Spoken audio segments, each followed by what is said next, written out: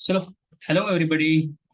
कल जो एग्जाम हुआ था HPSC पीजीटी केमिस्ट्री का, तो उसमें जो केमिस्ट्री के जितने भी क्वेश्चंस थे उनके सॉल्यूशन हमारे पास हैं। तो हमारे पास जो ए सेट है, बाकी सेट के क्वेश्चन सेम रहेंगे। फिलहाल मेरे पास ये ए सेट है। ए सेट में जो 6 क्वेश्चन नंबर था, इसमें पूछा गया sp3 हाइब्रिडाइज एटम किस में नहीं है।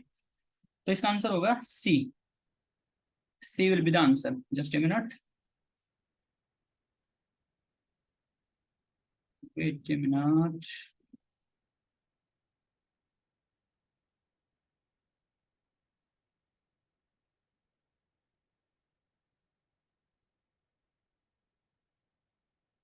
C will be the answer, क्योंकि जो BS3 है, BS3 के अंदर sp2 हाइब्रिडाइजेशन होती है। नेक्स्ट क्वेश्चन की बात करें, which alcohol has the highest boiling point. तो जो लीनियर अल्कोहल होती है उसमें मैक्सिमम हाइड्रोजन बॉन्डिंग हो सकती है, प्लस जो स्टेट स्ट्रक्चर होने की वजह से उनकी जो मैग्नीट्यूड ऑफ वंडरवॉल फोर्सेस है वो भी काफी ज्यादा होगा। तो 1 butanol is the correct answer. Question number 8, which of the following pentafluoride does not exist. तो पेंटाफ्लोराइड जो है, बिस्मिथ का पेंटाफ्लोराइड एग्जिस्ट नहीं करता है due to inert pair effect. Down the group जाएंगे तो +5 ऑक्सीडेशन स्टेट की स्टेबिलिटी कम होती जाएगी। तो BiF3 एग्जिस्ट करता है क्योंकि बिस्मिथ की +3 oxidation state is more stable than the +5 oxidation state. तो answer will be the A. 9 question बहुत आसान क्वेश्चन है। इसमें कह रहा है कि सेकंड ऑर्डर की रिएक्शन है, अगर कंसंट्रेशन डबल कर देंगे तो रेट ऑफ रिएक्शन आपकी 4 टाइम्स हो जाएगी। तो D will be the correct answer. 10 question, which of the following species are intramolecular, यानी कि with in the molecule hydrogen bond किस में एग्जिस्ट करेगी। तो orthonitrophenol will be the answer. 11th question, अगर आप देखेंगे 11th क्वेश्चन में अमोनियम क्लोराइड जो कि सॉलिड है, वो अमोनिया गैस और HCl गैस में, यानी कि एंट्रोपी अगर हम देखें तो गैसेस मॉलिक्यूल की सॉलिड मॉलिक्यूल से ज्यादा होती है। वैसे भी यहाँ पर गैसेस मॉलिक्यूल दो हैं और इधर एक ही सॉलिड मॉलिक्यूल है, तो एंट्रोपी ग्रेटर देन 0 हो जाएगी, यानी कि बढ़ जाएगी एंट्रोपी, पॉजिटिव साइन आएगा। तो C will be the correct answer. 12th question, lead in the water can cause, जो लेड होता है वो किडनी में अकुमुलेट हो जाता है हैवी मेटल होने की वजह से, किडनी डैमेज हो जाएगी।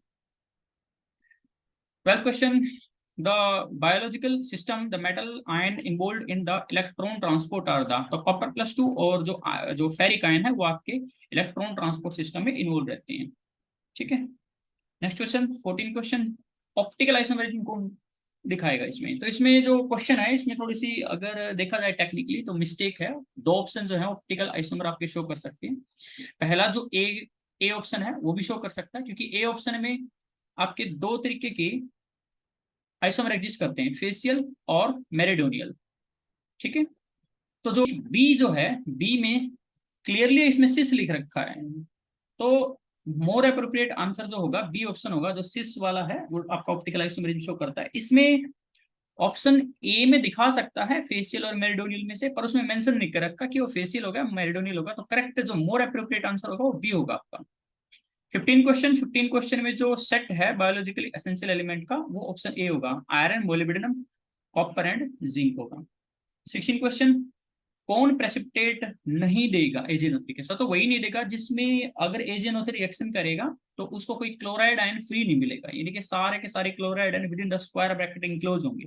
तो सी ऑप्शन में कोऑर्डिनेशन नंबर 6 रखते हुए अगर हम फॉर्मूला बनाएंगे COCl के 3 NH3 की 3 बनेगा। तो इसमें सारे chloride ion with in the square bracket रहेंगे। तो C option will the correct answer. Next question, 17 question, जो नेल ब्रेथलेट थे उन्होंने जो एक कॉम्प्लेक्स बनाया था रेड कलर का complex O2 plus PTF6 negative. तो इस बात को ध्यान में रखते हुए उन्होंने रिएक्शन करवाई थी कि जो O2 है और जिन्होंने उनकी सेम आयनाइजेशन एंथैल्पी है। C will be the correct answer.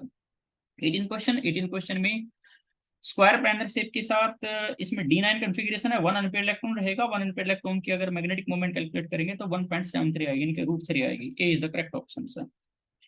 ठीक है, गिव मी मिनट। ओके, जो 19 क्वेश्चन है ये एक वेल नोन क्वेश्चन है। सिस्प्लेटिन जो है वो कैंसर की ट्रीटमेंट के लिए यूज किया जाता है, क्योंकि वो DNA को अच्छे तरीके से बाउंड कर लेता है, रेप्लिकेट नहीं करने देता है, जो मेलिग्नेंट टिश्यू नहीं बनने देता है। तो सिस्प्लेटिन ट्रांस किसी यूज का नहीं होता वहां पर। एनबिटेन की जो एंटी गॉश फॉर्म होती है वो सबसे ज्यादा स्टेबल होती है, क्योंकि इसमें जो मिथेन ग्रुप हैं वो एक दूसरे से काफी दूर रहते हैं। ये एक 10th क्लास के बेस पे क्वेश्चन है, बहुत ही आसान क्वेश्चन है। एसिड रेन का पीएच 2 है, वो रेन एसिड रेन कहलाती है, इसका पीएच 5.7 से नीचे हो।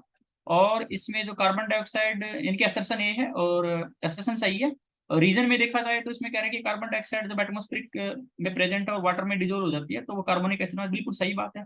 लेकिन यहाँ पर जो असर्शन भी ठीक है, रीजन भी ठीक है, लेकिन रीजन जो है करेक्ट एक्सप्लेनेशन नहीं है, क्योंकि एसिड रेन में अगर आप with in this question paper देखोगे, आगे चल के नेक्स्ट वाले क्वेश्चन में, इसी क्वेश्चन में भी आप देखोगे नाइट्रोजन ऑक्साइड इन एयर, तो जो है एसिड रेन कोज करता है।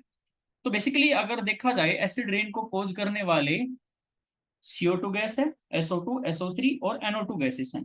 वो कार्बोनिक एसिड है, सल्फ्यूरस एसिड, सल्फ्यूरिक एसिड और नाइट्रिक एसिड की फॉर्मेशन वहां पर प्रेजेंट होती है। तो इसमें जो सही आंसर होगा वो बी होगा 21 क्वेश्चन में। असर्शन रीजन करेक्ट है, but reason is not correct explanation of assertion.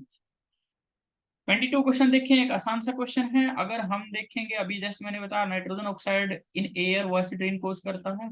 Methane जो होती है ग्लोबल वार्मिंग के लिए रिस्पॉन्सिबल होती है। फॉस्फेट फर्टिलाइजर इन वाटर जो है यूट्रिफिकेशन कोज करता है। और जो सिंथेटिक डिटर्जेंट इन वाटर है BOD लेवल को वाटर में इंक्रीज कर देता है। तो इसमें जो करेक्ट ऑप्शन होगा ए होगा, यानी कि ए 4 के साथ जाएगा। वो आप मैच कर लोगे आप। Of 22 first option. 23 phosgene gas का फॉर्मूला होता है COCl2, यानी कि C option. 24 picric acid, picric acid 2,4,6 trinitrophenol होता है, यानी कि सी ऑप्शन करेक्ट ऑप्शन होगा। बहुत ही आसान क्वेश्चन पेपर आया हुआ था, कोई लेवल ही नहीं था क्वेश्चन पेपर का। जीरो डायपोल मूवमेंट होती है पैरा डाइक्लोरोबेंजीन की, क्योंकि सिमेट्रिक शेप होने की वजह से। 31st क्वेश्चन केमिस्ट्री का नहीं है, तो हम सिर्फ केमिस्ट्री के क्वेश्चन डिस्कस करने वाले हैं यहाँ पर। तो let's move forward. 36 question, a pair of diastereomers को हम ऑर्डिनरी फिजिकल मेथड से सेपरेट कर सकते हैं। 37 क्वेश्चन जो आपका होगा डेकेन, जो कि लीनियर स्ट्रक्चर के साथ रहेगा, कॉम्पैक्ट स्ट्रक्चर होगी अच्छे से, तो हाई मेल्टिंग पॉइंट होगा वेल पैक्ड स्ट्रक्चर होने की वजह से। इनके A option is the correct answer in 37। 38 question में 1 ब्यूटेनॉल को 1 क्लोरोब्यूटेन में 1 स्टेप में कन्वर्ट करना है, तो SOCl2 HCl के साथ SN2 रिएक्शन होगी, जो कि 1 स्टेप रिएक्शन होती है। कंसर्टेड मैकेनिज्म वो भी करेगी, लेकिन CCl4 किसी काम का नहीं है यहाँ पर, यानी कि डी ऑप्शन होगा। अब इसमें इससे बढ़िया किसी DNA RNA में प्रेजेंट बेसिस की स्ट्रक्चर पूछ लेता या कुछ और पूछ लेता तो बढ़िया रहता। सिर्फ पिरिडीन की स्ट्रक्चर पूछी है, क्या मजाक है किया है HPSC ने PGT लेवल पे। ये तो पिरिडीन की स्ट्रक्चर जो होगी सी। ऐसे बहुत सारे क्वेश्चंस पे मजाक किया है HPSC ने कि मतलब 9th 10th लेवल के क्वेश्चन पूछे जा रहे हैं वहां पर। 40 क्वेश्चन में बी सुक्रोज होगा, क्योंकि ये नॉन रिड्यूसिंग शुगर है, म्यूटा रोटेशन नहीं दिखाती है। 41 क्वेश्चन में यूवी स्पेक्ट्रोफोटोमीटर इलेक्ट्रॉनिक ट्रांजिशन की जाती है स्टडी। क्या मजाक बना रखा है 42 क्वेश्चन में, बिल्कुल 10th लेवल का क्वेश्चन है। कैल्सिनेशन को लिमिटेड सप्लाई ऑफ ऑक्सीजन या एब्सेंस ऑफ एयर में किया जाता है, रोस्टिंग को in the presence of oxygen किया जाता है। तो B is the correct answer. 20, ये क्या मजाक बना रखा अगेन। 28 कैरेट गोल्ड क्वेश्चन जो होगा, इसका आंसर होगा 75। ठीक है, अगेन ये क्वेश्चन मेरी समझ से बाहर हैं। आगे चलते हैं, हम सिर्फ केमिस्ट्री के पॉइंट ऑफ व्यू से डिस्कस कर रहे हैं यहाँ पर।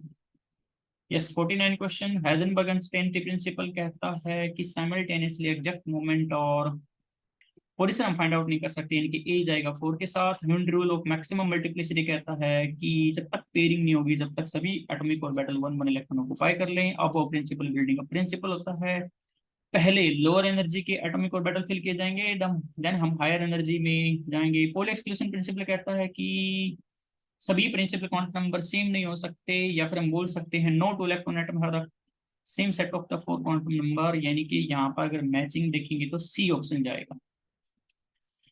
Next question, Ostwald dilution law, मजाक बना रखा है बिल्कुल। C strong electrolyte only Lewis base, क्या फालतू क्वेश्चन है, फटीचर क्वेश्चन है। सी ऑप्शन लुइस बेस, जिसमें pair of unshared electron pair हो वहां पर। कोलोइड इमल्सन 9 क्लास का बच्चा भी कर देगा इसको।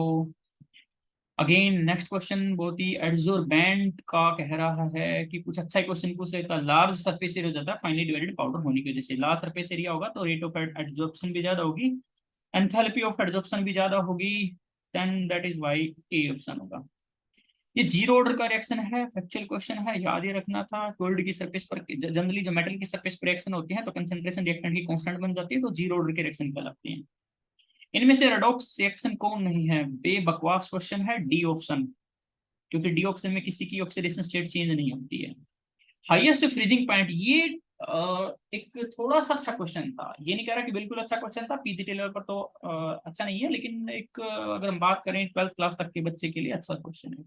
हाईएस्ट फ्रीजिंग पॉइंट है इसमें। इसमें ये नहीं पूछा है कि जो हम इक्वलिटी प्रॉपर्टी पढ़ते हैं डिप्रेशन फ्रीजिंग पॉइंट, तो सबसे कम जो होगा डिप्रेशन देखने को मिलेगा वो मिलेगा आपको बी ऑप्शन में, क्योंकि इसमें greatest number of the particle है यहाँ पर पूछा। लेकिन हाईएस्ट यानी कि हाईएस्ट कब होगा कि सबसे कम चेंज किस में आएगा, सबसे कम डिप्रेशन किस में आएगा, तो जिसमें सबसे कम नंबर ऑफ मॉलिक्यूल होंगे तो यूरिया एक नॉन इलेक्ट्रोलाइटिक सोल्यूट है आपका, ये डिसोसिएट नहीं होगा, इसके 0.1 मोल ही रहेंगे, तो ये डी जो है करेक्ट आंसर होगा इसमें।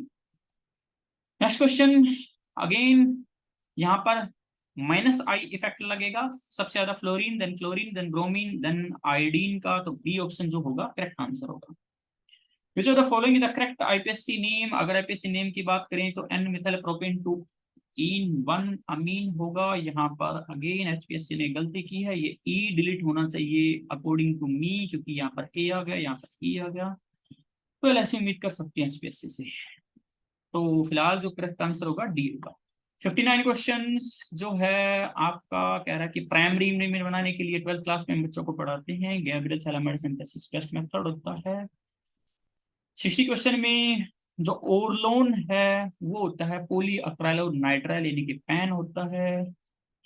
XeO2F2 की जो स्ट्रक्चर है मुझे लगता है इस क्वेश्चन में अगेन थोड़ी सी गड़बड़ है, सीसो स्ट्रक्चर होती है इसकी। खैर डिस्टोर्टेड टेट्राहेड्रल के साथ मैं जाऊंगा यहाँ पर, क्योंकि ऑप्शन में नहीं है, तो टेट्राहेड्रल डिस्टोर्टेड टेट्राहेड्रल ये बचते हैं यहाँ पर। 62 क्वेश्चन में अगेन मेरे को एक गलती लगती है, ये जो एग्जांपल है ये है आपका कैनिजारो रिएक्शन का। तो 2 मोल में से कैनिजारो रिएक्शन वो दिखाते हैं बेस के प्रेजेंस में वो स्पीसीज जिनके पास अल्फा हाइड्रोजन प्रेजेंट नहीं होती है एल्डिहाइड मॉलिक्यूल के पास, तो ये कैनिजारो का एग्जांपल दे रखा है। पूछ रहा है इनमें डी, इनमें से ABCD में से कौन और कैनिजारो दिखाएगा, तो क्लियरली डी भी होगा यहाँ पर, सी भी होगा। डी इसलिए, सी तो देखो मोर अप्रोप्रिएट देखो तो आंसर सी है यहाँ पर, लेकिन डी भी आंसर होता है। डी में बेशक अल्फा हाइड्रोजन प्रेजेंट है, लेकिन डी भी आपका कैनिजारो दिखाता है, बट स्टिल मोर अप्रोप्रिएट सी होगा इंस्टीड ऑफ डी। 63 क्वेश्चन फालतू क्वेश्चन, OH नेगेटिव एक्टिवेटिंग होता है, ऑर्थो पैरा डायरेक्टिंग ME भी सही है, बस Cl जो है डीएक्टिवेटिंग होता है प्लस ऑर्थो पैरा डायरेक्टिंग होता है। ठीक है, तो Cl नेगेटिव डीएक्टिवेटिंग आना चाहिए था पर, क्योंकि जो Cl नेगेटिव है हेलोजेंस होते हैं वो 2 तरीके का इफेक्ट दिखाते हैं, माइनस आई इफेक्ट दिखाते हैं और प्लस आर इफेक्ट दिखाते हैं, प्लस एम भी बोलते हैं, लेकिन उनका माइनस आई प्रीडोमिनेट करता है प्लस आर पर, दैट इज वाई वो डीएक्टिवेटिंग होते हैं, but still ortho para directing होते हैं, तो C option is the correct answer है। नेक्स्ट क्वेश्चन है SN1 में बताना है। SN1 में पता है SN1 का मतलब होता है यूनिमोलिकुलर, यानी कि रेट ऑफ रिएक्शन केवल सबस्टेट पर डिपेंड करेगी। रेट ऑफ रिएक्शन जो है आई नेगेटिव कंसंट्रेशन पर डिपेंड ही नहीं करेगी, तो कंसंट्रेशन आई नेगेटिव को कितनी भी चेंज कर लो रेट पर कोई इफेक्ट नहीं पड़ेगा, सेम रहेगी आपकी। CFT में क्वेश्चन पूछा है सीधा एक फैक्चुअल क्वेश्चन 10 DQ, आंसर आएगा डी ऑप्शन। ये सोल्व करना था लेकिन इजी था क्वेश्चन, इस क्वेश्चन का आंसर ए आएगा 46.06 minutes. Next question, rate of reaction जो होते हैं इक्विलिब्रियम पर फॉरवर्ड रिएक्शन की और बैकवर्ड रिएक्शन की इक्वल बन जाती है।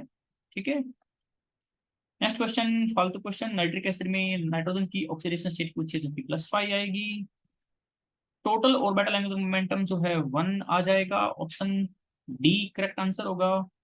70 क्वेश्चन में मुझे थोड़ा सा डाउट है, जहां तक मुझे लग रहा है सी ऑप्शन करेक्ट होना चाहिए, but not clear about it, जब अपडेट होगा तो मैं आपको बता दूंगा। 71 क्वेश्चन में अगेन यहाँ पर थोड़ी सी मिस्टेक थी, AgNO दे रखा था, यहाँ पर AgNO3 आएगा। पहला क्वेश्चन पहले भी आ सकता है, पहले भी आ चुका है, इसलिए तो ये AgNO3 के साथ रिएक्शन करके AgBr के येलो कलर के प्रेसिपिटेट बनेंगे, लेकिन किसके बनेंगे, उसी के बनेंगे कि जिसमें से Br हटाने के बाद, Br नेगेटिव हटाने के बाद एरोमेटिक कंपाउंड एरोमेटिक रिंग पीछे बचे, तो सी ऑप्शन। ए में एरोमेटिक बचेगी लेकिन यहाँ पर पार्शियल डबल बॉन्ड करेक्टर होने की वजह से नहीं टूटेगा, ऐसे ही बी में, डी में एंटी एरोमेटिक बचता है, तो C option is the correct answer. Calculation based question लेकिन आसान question, 4 point is the correct answer, यानी कि 72 का ए ऑप्शन होगा। ठीक है। इंटेंसिव प्रॉपर्टी यानी कैसी प्रॉपर्टी जो नंबर ऑफ पार्टिकल मोल पर मास पर डिपेंड नहीं करती है, तो सारी प्रॉपर्टी ऑल द वो आ जाएगा। वुजाइट में ये ठीक ठाक सा क्वेश्चन था, option A is the correct answer, B नहीं, यहाँ पर बी क्लिक किया गया है लेकिन ए करेक्ट आंसर होगा, 4 कोऑर्डिनेशन नंबर होता है। यहाँ पर अगर देखा जाए तो मुझे थोड़ा सा क्वेश्चन में ही मिस्टेक लग रही है। उन्होंने इंस्टीड ऑफ इलेक्ट्रॉनिक कॉन्फ़िगरेशन ऐसे लिखने की बजाय अगर जो ऑर्बिटल के बॉक्सेस बनाकर दे देता तब ये क्वेश्चन पूछता, तो तब अच्छा लेवल क्वेश्चन का बनता। फिलहाल जो है मैं ह्यून रूल को के साथ जाऊंगा इसमें, but may be answer none of the rule is violated हो सकता है, पर मुझे लगता है कि ह्यून रूल के साथ जाना चाहिए, क्योंकि ये अगर बॉक्सेस बनाकर देता तो सारे के सारे जनरली ये क्वेश्चन आता है कि इसमें पेड इलेक्ट्रॉन दिखाए होते हैं और एक ऑर्बिटल वैकेंट दिखा रखा होता है, तो ह्यून रूल का वायलेशन होता है यहाँ पर। क्लोरोफिल में मैग्नीशियम मेटल प्रेजेंट होती है, जैसे हीमोग्लोबिन में अपनी आयरन प्रेजेंट होती है, साइनोकोबालामिन में कोबाल्ट प्रेजेंट होती है। फालतू question again, 77 centimetre inverse answer आ जाएगा। XeF2 की लीनियर स्ट्रक्चर होती है जो कि ICl2 नेगेटिव की भी होती है, तो ए ऑप्शन। नायलॉन 66 से कंडेंसेशन हेट्रोपॉलीमर आ जाएगा, कंडेंसेशन तो है लेकिन साथ में हेट्रोपॉलीमर है, होमोपॉलीमर नहीं। डी ट्रांजिशन किसमें नहीं है, अगर आप देखोगे Zn+2 कलरलेस है। ए और बी ऑप्शन में देखेंगे तो ये आपकी L ligand to metal charge transfer के जैसे होते हैं, LMCT के जैसे, तो option C is the correct answer. Thermodynamics का कौन सा लॉ है जो एंट्रोपी से है, जो कहता है, अब एंट्रोपी पे इतने सारे क्वेश्चन आए हुए, पता नहीं क्या फेवरेट टॉपिक बन गया था उसका, सेकंड लॉ आ जाएगा। इंडिकेटर, कोई इंडिकेटर यूज नहीं होता KMnO4 में, क्योंकि सेल्फ इंडिकेटर की तरह एक्ट करता है, एंड पॉइंट पर वो जो लाइटेस्ट पॉसिबल पिंक कलर हम देखते हैं। असोसिएशन का क्वेश्चन है, दोनों ही गलत है इसमें, क्योंकि वो दो बॉन्ड जो हैं सेम स्ट्रेंथ के नहीं होते हैं, सेम एनवायरमेंट नहीं होता है, इस वजह से तो असोसिएशन भी फॉल्स है और रीजन भी फॉल्स है। 84 क्वेश्चन अगेन मजाक क्वेश्चन बना रखा है, इसका मजाक बना रखा है, CO2 is the correct answer linear shape होने की वजह से। कौन सी स्टेटमेंट, देखो फिर से वही क्वेश्चन आ गया, एंट्रोपी के इतने सारे क्वेश्चन डाल रखे हैं। एंट्रोपी जो है यूनिवर्स की कंटिन्यूअसली इंक्रीज हो रही है, यही सेकंड लॉ ऑफ थर्मोडायनेमिक्स है। मैक्सिमम ऑक्सीडेशन स्टेट मैग्नीज दिखाता है, +7 तक दिखा देता है। रेडियोएक्टिव नेचर में ट्रीटियम होता है, ड्यूटेरियम नहीं होता है। मैग्नेटाइट Fe2O3 आ जाएगा। नेक्स्ट क्वेश्चन का आंसर है 89 क्वेश्चन का, NaOH के साथ जो जो है व्हाइट फास्फोरस रिएक्शन करके फोस्फीन गैस प्रोड्यूस करता है, सी ऑप्शन। कैल्कोजीन बोला जाता है ऑक्सीजन को और फॉर्मिंग जो होते हैं कंपाउंड। 91 का डी ऑप्शन होगा, थर्मोडायनेमिक्स का क्वेश्चन है। POP6 POP बॉन्ड्स होंगे यहाँ पर। 93 क्वेश्चन थोड़ा सा क्वेश्चन है, थोड़ा सा कॉन्सेप्चुअल क्वेश्चन था। अगर आपने ट्रिक भी सीखी होगी, विद्या मंदिर क्लासेस, यानी कि सबसे ज्यादा जो लार्जेस्ट एरिया होती है वंडरवॉल, देन मेटालिक, देन पोलैंड, तो यहाँ पर पोलैंड 123 है, तो ओबियसली मेटालिक उससे ज्यादा होती है, क्योंकि क्रिस्टल में मेटालिक यहाँ पर थोड़ा सा गड़बड़ भी है, रेडियम दे रखा है यहाँ पर, रेडियम नहीं आना चाहिए, क्रिस्टल रेडियस आएगा यहाँ पर, या रेडियम आना चाहिए, तो 123 से ज्यादा ही होगी। अगेन एक बहुत ही बकवास question, compressibility factor ideal gasification के लिए 1 होता है, कोलिगेटिव प्रॉपर्टी नहीं है, मजाक बना रखा है अगेन क्वेश्चन का। बी रिलेटिव इंक्रीज है, क्योंकि relative lowering in vapour pressure होता है, बाकी सब कोलिगेटिव प्रॉपर्टी यहाँ पर। लायोफिलिक सोल को हम कॉम्बिनेशन रिएक्शन से नहीं बना सकते हैं, बाकी double decomposition, oxidation reduction, hydrolysis से बना सकते हैं। जिंक की और नहीं है, तो यहाँ पर विलेमाइट जिंक की और नहीं है, बाकी सब जिंक की ओर है। 98 क्वेश्चन में XeO3 आ जाएगा, जो कि लिक्विड होता है, यानी कि B option. Aspirin to acid oxybenzoic acid होता है। और लास्ट क्वेश्चन जो टेम्परेचर डिपेंडेंस फैक्टर होता है, वो होता है करली E/करली T, जो कि डेल्टा S और NF होता है, C option. Thank you, have a nice day, all the best.